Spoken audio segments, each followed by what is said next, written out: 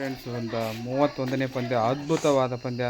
SRH ತಂಡ ಮೊದಲು batting ಮಾಡಿ ಒಂದು ಹಂತದಲ್ಲಿ 25 ಬಾಲಲ್ಲಿ ಅರ್ಧ ಶತಕ ಹೊಡಿತಾರೆ. ಅಭಿಷೇಕ್ ಶರ್ಮಾ ಅವರು ಬ್ಯಾಟಿಂಗ್ ವಿಶೇಷತೆ ಏನಪ್ಪ ಅಂತಂದರೆ 25 ವರ್ಷದ ಒಳಗಡೆ 9 T20 ಶತಕ ಹೊಡೆದಿದ್ದಾರೆ. ಸೆಕೆಂಡ್ ರ್ಯಾಂಕಲ್ಲಿ ಗಿಲ್ ಅವರಿದ್ದಾರೆ, 6 ಸೆಂಚುರಿ ಹೊಡೆದಿದ್ದಾರೆ.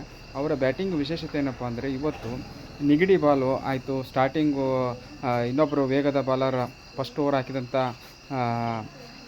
ಅವ್ರ ಬಾಲು ಅವರು ನಿಧಾನವಾಗಿ ಲೂಸ್ ಬಾಲನ್ನು ಮಾತ್ರ ಪನಿಷ್ ಮಾಡಿದ್ರು. ಒಳ್ಳೆ ಬಾಲಿಗೆ ಸಿಂಗಲ್ ಆಡ್ರು. ಅದು ಒಂದು ಬಹಳ ಬದಲಾವಣೆ. ಇದನ್ನು ಅವರು ಭಾರತ T20 ಪಂದ್ಯದಲ್ಲಿ ಕಂಟಿನ್ಯೂ ಮಾಡಿದ್ರೆ ಮೊದಲೇ ಓವರು ಮೊದಲೇ ಬಾಲ್ ನೋಡಿದ್ಲೇ ಒಟ್ಟು ಹೊಡೆಯೋದು ಮಾಡ್ತಿದ್ರು, ವಿಕೆಟ್ ಕಳೀತಾಯಿದ್ರು. ಇವತ್ತು ಬೆಸ್ಟ್ ಎಕ್ಸಾಂಪಲ್ ಅವ್ರದ್ದು. ಸೆಂಚುರಿ ಹೊಡಿತಾರೆ.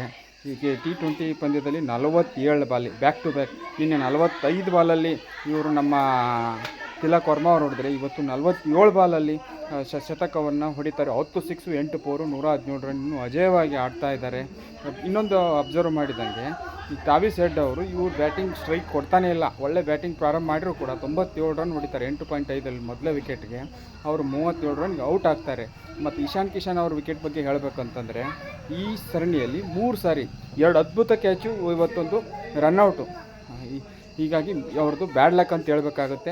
ಏನೇ ಆಗಲಿ ಈ ಪಂದ್ಯದಲ್ಲಿ SRH ಪಂದ್ಯ ಗೆಲ್ಲುತ್ತಂತ ಹೇಳ್ತಾ ಅಭಿಷೇಕ್ ಶರ್ಮಾ ಅವರ ಶತಕದ ವೈಭವವನ್ನು ಇವತ್ತು ಅವ್ರದ್ದು ಪಿಚ್ ದೊಡ್ಡದಿದ್ದರೂ ಕೂಡ ಹೈದರಾಬಾದಲ್ಲಿ ಅವರನ್ನು ಕಟ್ಟಿ ಹಾಕೋಕ್ಕೆ ಆಗಲಿಲ್ಲ ಅಂತ ಹೇಳ್ತಾ ನಾಳಿನ ಗೆಲುವಿನ ನನ್ನ ಪ್ರಿಡಿಕ್ಷನ್ ಪಂದ್ಯ